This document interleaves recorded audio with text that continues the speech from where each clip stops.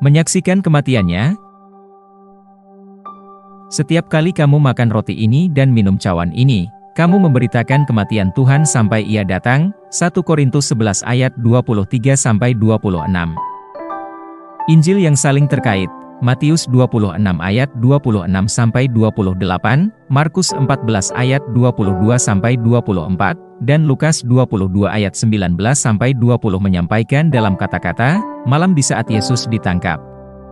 Lukas 22 ayat 19-20 berkata, lalu Ia mengambil roti, mengucap syukur, memecah-mecahkannya dan memberikannya kepada mereka, katanya, inilah tubuhku yang diserahkan bagi kamu, perbuatlah ini menjadi peringatan akan aku.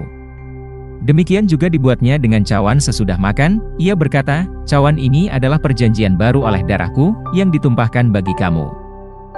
Rasul Paulus, oleh Roh Kudus, menegaskan kembali hal ini dalam 1 Korintus 11 ayat 23-26, dari ayat tema kita. Perhatikan kata yang digarisbawahi memberitakan, itu adalah bahasa Yunani kata gelo, yang berarti mewartakan, menyatakan, dan memberitahukan.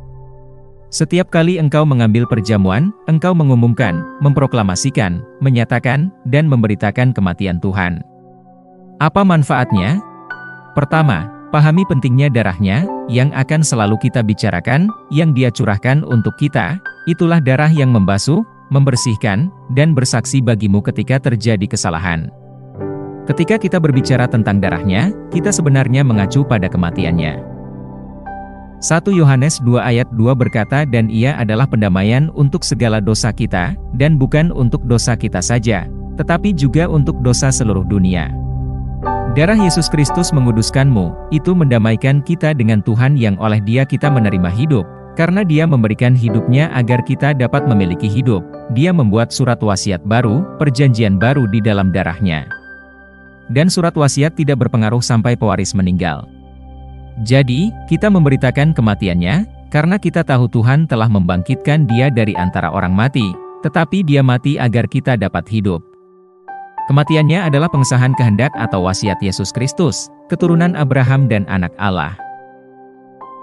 Mari kita berdoa. Bapa terkasih, aku selamanya bersyukur atas darah Yesus Kristus yang ditumpahkan untukku, yang menyucikan, menguduskan, membebaskan aku dari semua ketidakbenaran. Terima kasih atas kematian Kristus bagiku dan dengan kebangkitannya, aku sekarang adalah rekan dari sekerja Tuhan, dibawa ke dalam kehidupan ilahi dengan kemenangan tanpa akhir, dalam nama Yesus.